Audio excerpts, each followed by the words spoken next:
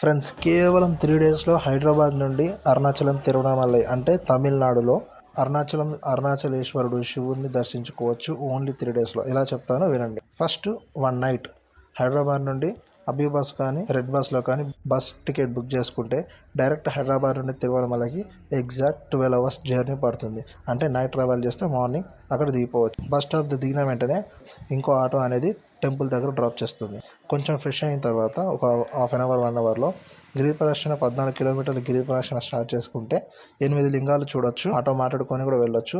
Exact నడుచుకుంటూ వెళ్తే మనకు 4-5 అవర్స్లో పడుతుంది. అదే ఆటో మాట్లాడితే 1 అవర్ 2 అవర్స్. సాయంత్రం అక్కడక్కడ ఇంకా ఎంజాయ్ కూడా చేయవచ్చు. చుట్టుపక్కల సరౌండింగ్ కుదిరితే 24 అవర్స్ కూడా ఉండొచ్చు. ఆ తర్వాత నెక్స్ట్ డే కుదరకపోతే 1 నైట్ అభి బస్లో కానీ రెడ్ బస్లో కానీ తిరువణమలై నుంచి హైదరాబాద్కి బస్ టికెట్ బుక్ చేసుకుంటే శ్రీ సాయి శివ భవన్ హోటల్ అనే బస్ స్టాండ్ దగ్గర బస్సెస్ వస్తాయి. ఆ స్లీపర్ బస్ ఎక్కినామంటే ఎగ్జాక్ట్ 12 అవర్స్లో రిటర్న్ హైదరాబాద్కి వచ్చేస్తాం.